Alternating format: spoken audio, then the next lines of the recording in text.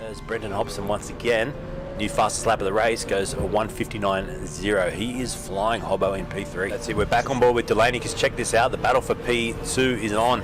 Hobbo's got a great run on him now. It gets alongside, down the mountain we go towards the chase, and it's going to be side to side into the kink now, and Hobbo gets the overlap, gets the position done, and moves himself up into P2. So that speed he is carrying, it puts him now 14 seconds behind the race leader, but importantly he's lapping consistently in the 59s, and we could have a race on our hands once again for Wayne Walker, who, no disrespect to Broadbent, who's not in the car yet, but he will be probably, I reckon, around half a second slower than Wayne is at the moment. And whilst he's a very fast driver, if Brenton can get himself within a shot at the next driver change, that will really work well towards their big plan of winning the race today. You're a champion. You're a champion.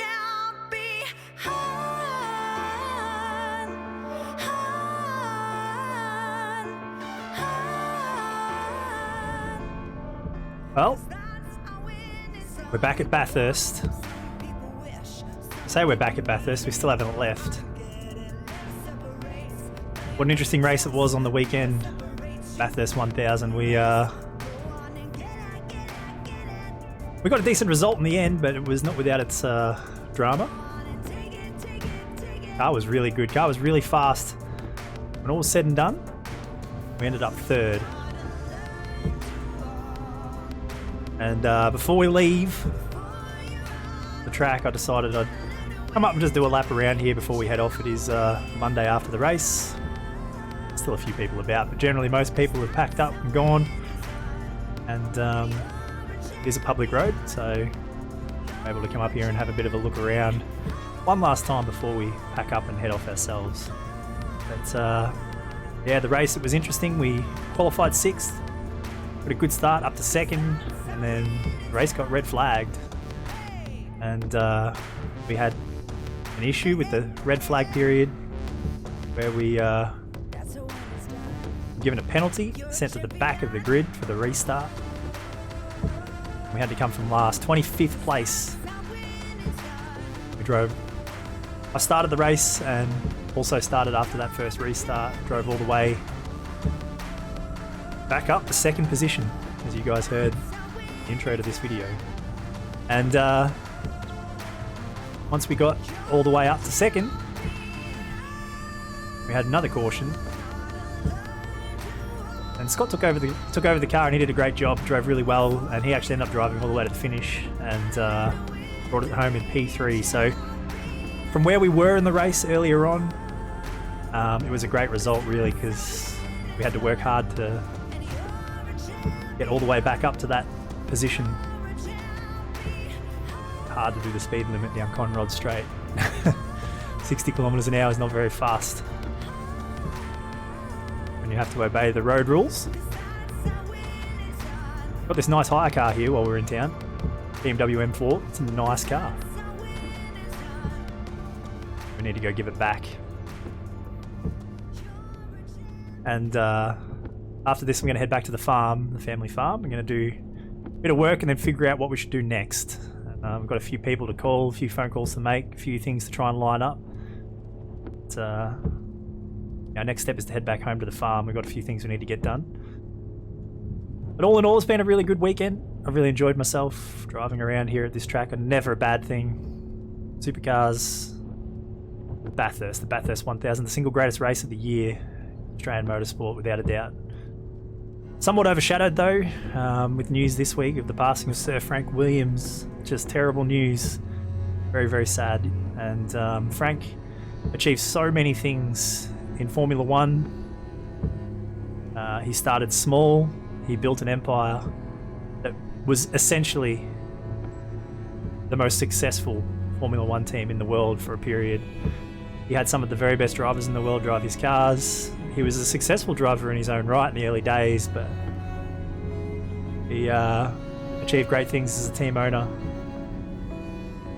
And it put a real dampener on the whole weekend here, because it was really sad news, and it was one of the legends and icons of international motorsport. He will be missed.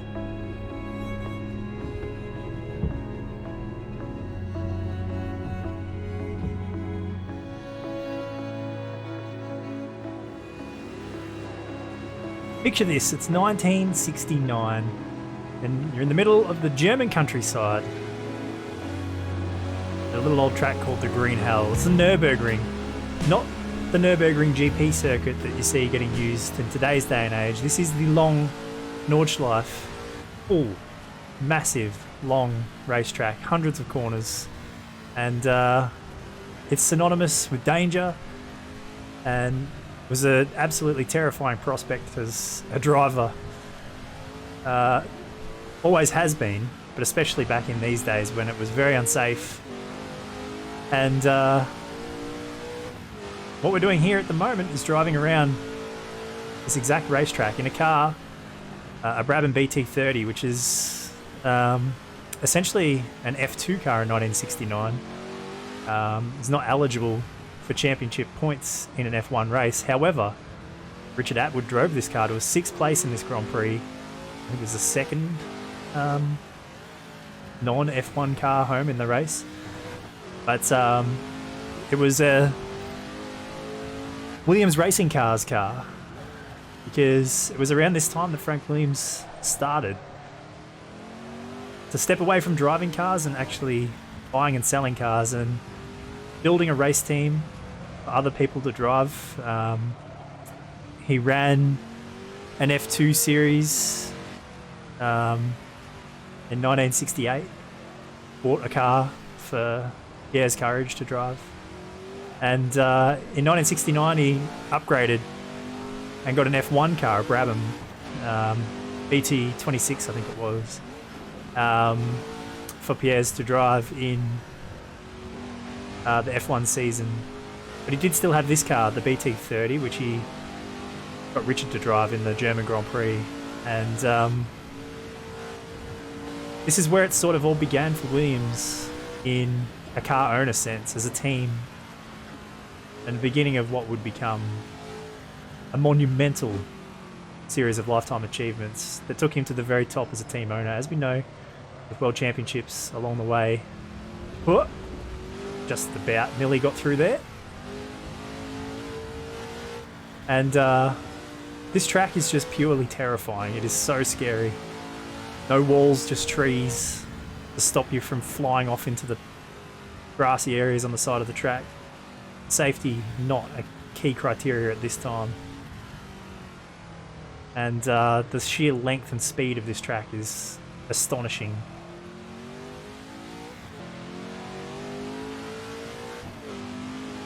Try and weave our way down along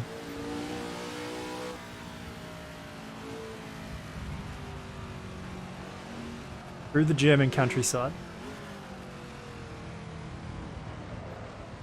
And these cars are just so fast. For their time, they're unbelievably quick. Even though this isn't an F1 spec car, this thing is still very rapid, about 275 kilometers an hour top speed. And just a death machine on wheels. Coming down to a really tricky section of the track up here. Careful. Slow it right down. Actually, Courage crashed out of this race on oil. Just down here, I think it was actually, just before the bridge. And didn't finish the race here. The German Grand Prix. It's just here in the wall somewhere. Luckily, no oil down at the moment for us to worry about. Oh. Still good. Up through the gears. Slow corner here, and this leads us onto a fast section.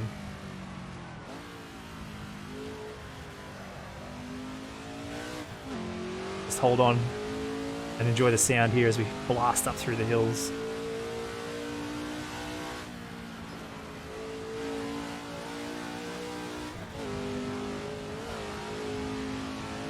Oh, issues. Oh. Still good.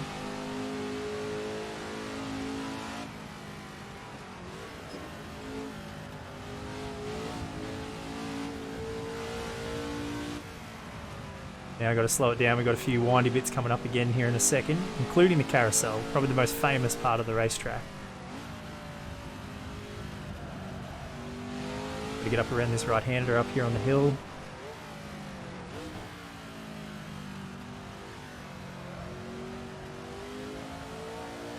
Drift. Right, here we go up to the carousel.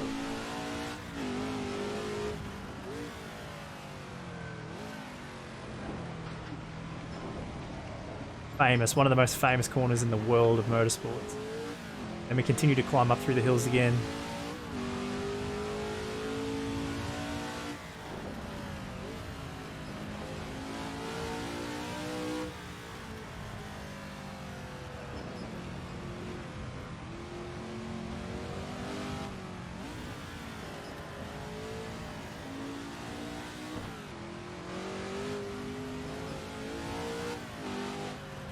Back down.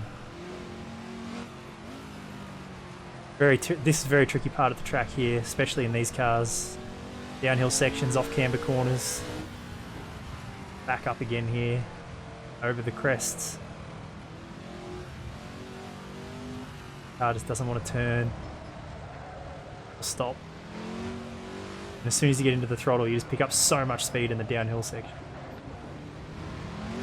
Track's bumpy.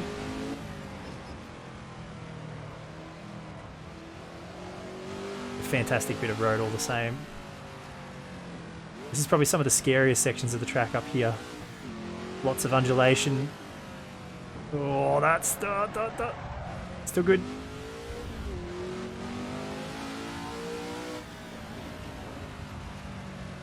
And this is where we start to build speed again.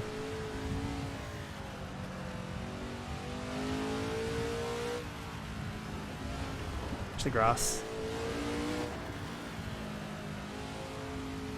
We work our way up towards the second carousel, the mini carousel. Hey, there's a fence. It looks more dangerous than the trees.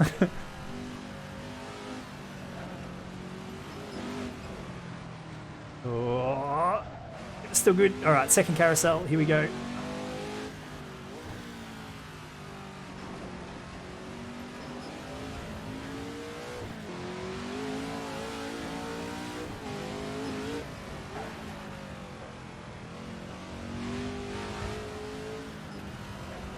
Through this right-hander that leads onto the massive long straight. Here we go.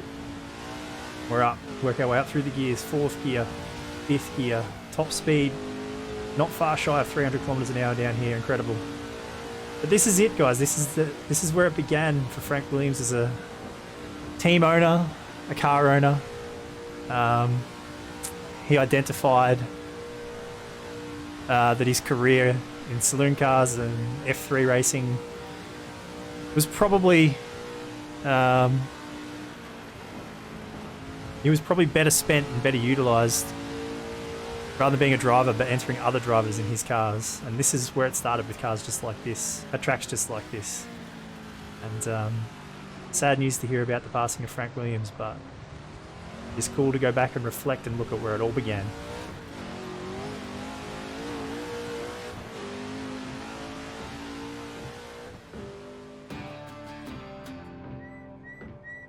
Alright, well, been down to the shops.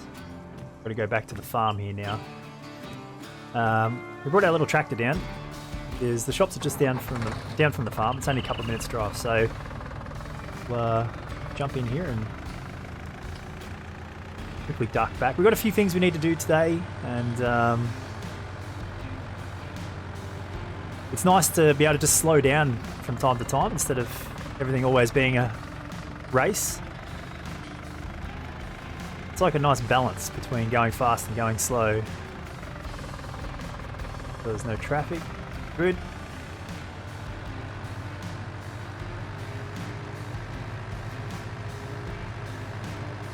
So you can almost see the farm from here. It's just up the end of the street up here. Too far away. But just doing some general work around the place, bits and pieces. We've got to get a bit of the equipment out today and get the harvester up and running, and could do some cultivating as well. So just going to cruise along and do some of that. Take it easy. Been a big few weeks, the lead into Bathurst, and now that that's all behind us, we can focus on what we want to do next and think about what the future might hold. Got a few things that I'd like to try and achieve in the next 12 months or so. A few races I want to do. Got a few things circled on the calendar, and I've got phone calls to make, people to call, deals to organise, bits and pieces like that. But we'll see what plays out. We'll see what happens. It is another great day here, hometown.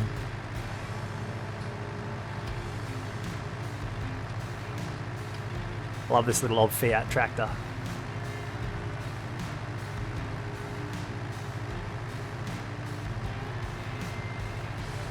Trusty bit of kit. There's Sarge's place. All the wrecked cars.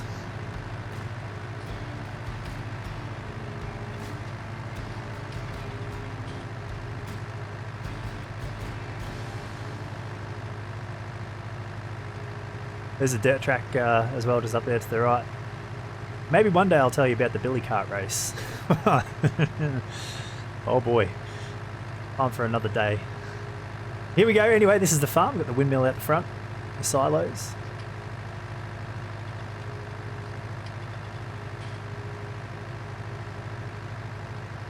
I don't get to spend as much time here as I'd like to, but it is a great place to come back to and just reset, like I said.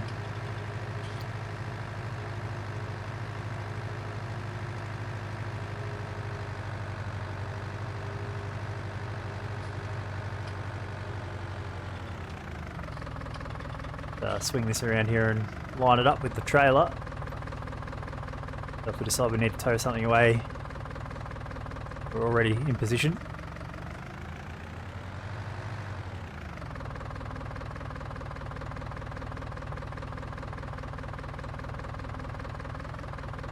That'll do. Alright. Let's go over here and the first thing we've got to do is, you can see I've already started. But finish doing this little patch here with the harvester. It's Harold, the harvester. Oh, here we go. Alright. Oh, wait on. Stop. Gotta lower it and turn it on. Nope. There we go.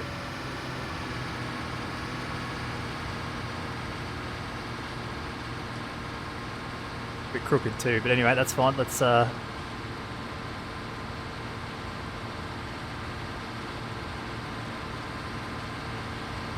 finish this little row and we'll raise it back up again. And we'll go up here and turn around. Old Harold's got I mean, for the size of this thing, the turning circle's not bad, but you kind of, I like to describe it as orbiting. So it doesn't really turn as much as it orbits around. Needs a wide arc to get turned around, that's for sure. Alright, let's get lined back up. I actually missed a patch there in the middle. That's frustrating, but anyway. My OCD's kicking in on that, but we'll sort it out later. In the meantime, we'll just keep moving. Try and get lined up somewhat straight. Here we go. Oh boy.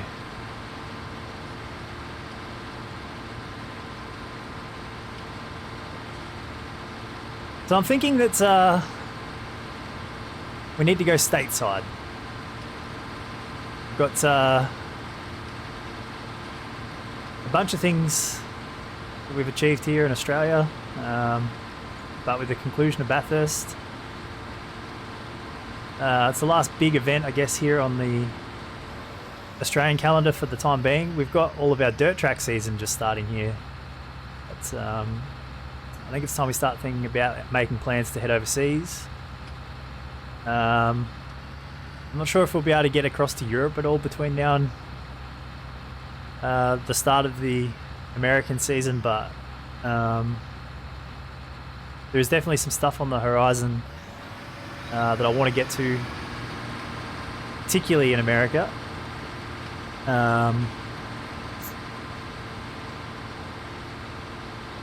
Got a few things lined up, a few things planned, but like I was saying before, we've got some phone calls to make and some deals to try and sort out, because I've got some stuff in mind that I'd like to try and do.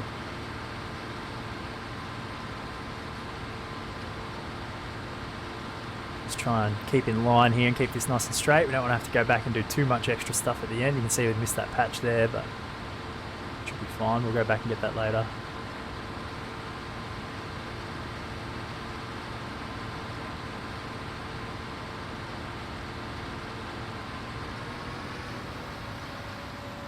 Looking good.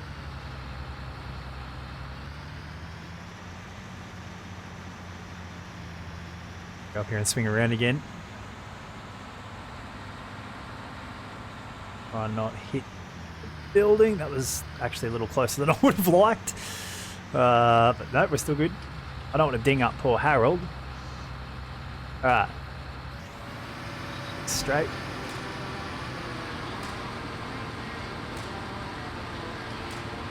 Looking good.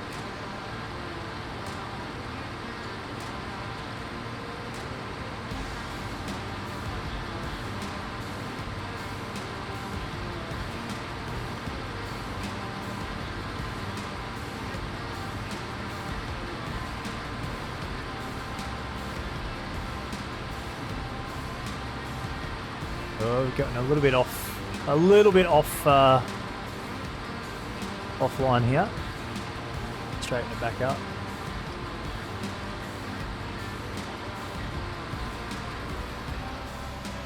Okay. There's massive big banking here on the side. It's just in such an inconvenient spot for this thing, but it's fine.